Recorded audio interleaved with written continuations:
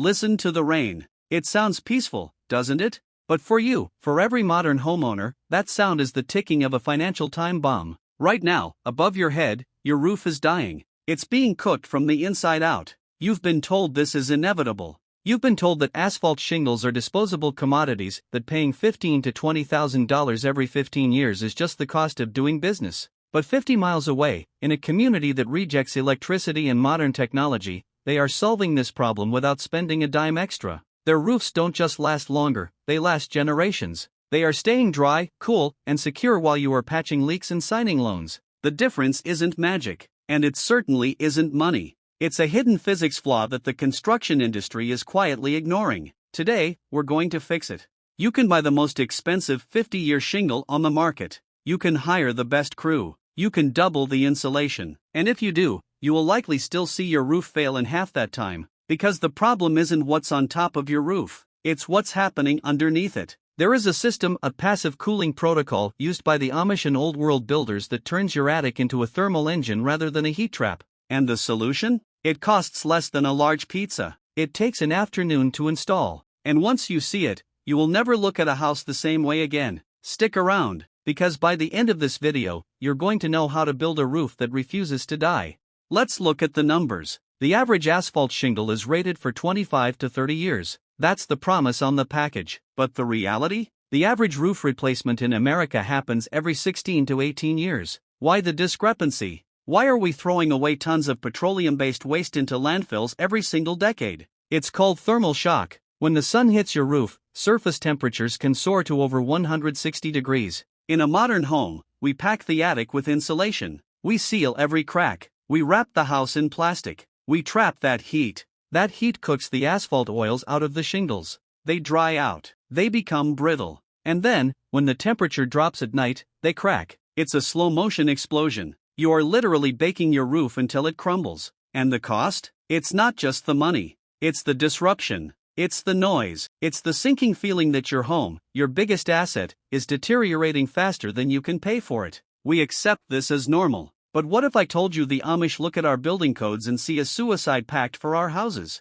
Here is the contrarian truth. It will sound wrong at first. We have been trained to believe that more is better. More our value. More thickness. More ceiling. If the attic is cold, we panic. We think we're losing heat. But the Amish and old-timey carpenters before the invention of AC understood something fundamental. A roof needs to breathe. They don't worry about trapping every calorie of heat in the winter. They worry about venting the solar radiation in the summer. The longevity of a roof has almost nothing to do with the quality of the shingle and everything to do with the temperature of the air touching the underside of the wood deck. If you can keep the airspace beneath the shingles within 10 degrees of the outside air, you stop the cooking process. You stop the aging. You triple the lifespan. So, how do we do this? You have soffit vents. You have a ridge vent. You think you're done. You are wrong. In 90% of modern homes, the intake vent is a lie. Why? Because of insulation. When a contractor blows in that thick layer of fiberglass or cellulose, it slides down the slope of the roof deck. It forms a plug. It buries the vent. Even if you have a ridge cap at the top, air cannot enter. It's like trying to breathe through a straw while someone pinches the bottom. Nothing moves. The heat sits there. It bakes the plywood. This brings us to the first layer of the secret, the pathway. The Amish don't just drill holes. They build chutes. They ensure that the cold air entering the eave has a dedicated highway that the insulation cannot touch. But there's a second layer, something even more subtle, the stack effect. Air is lazy. If you give it a gap, it will take the path of least resistance. If you have gaps in your vapor barrier or holes in your ceiling, the air bypasses the roof deck entirely. It never cools the shingles. It just sneaks into your living room and leaves. The Amish create a pressure differential. They make the path of least resistance directly against the roof deck. They force the air to lick the wood clean of heat. And that brings us to the physical object. The $2 solution that saves your $15,000 roof.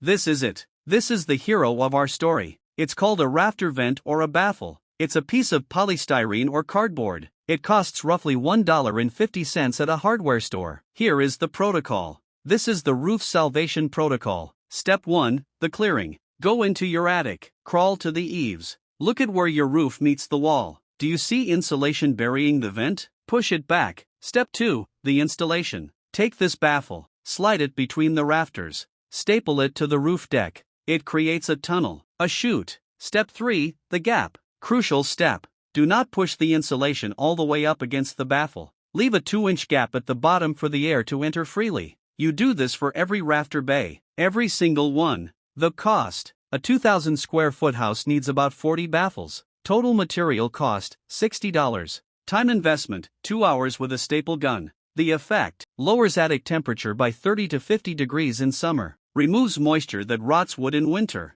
Most importantly, it creates the cold roof effect. The shingles stay cool, the oils stay in the asphalt, the granules stay glued. Compare that to the expensive solution. People buy cool roof shingles. They cost 30% more, they reflect a little light. But if the attic underneath is 140 degrees, the shingles are still cooking from the backside. The baffle solves the root cause. The expensive shingle just treats the symptom.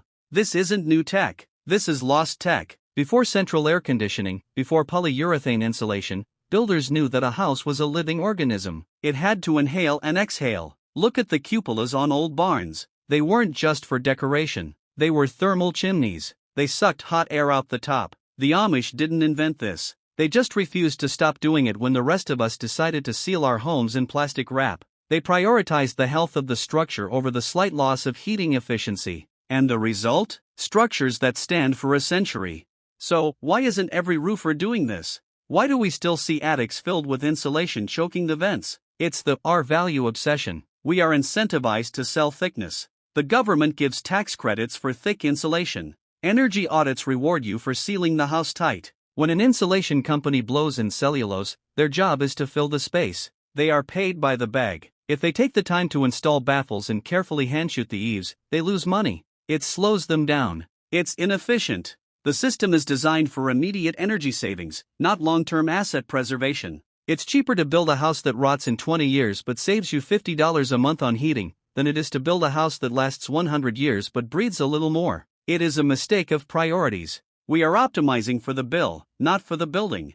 The shift you need to make is mental. Stop thinking of your attic as a closet for storage. Stop thinking of it as part of your conditioned space. Start thinking of your attic as a radiator. Or better yet, a lung. It needs to exchange air. If you seal it, you kill it. The next time you have a contractor in your attic, ask them about the airflow path, not just the R-value. If they look at you blankly, show them the door.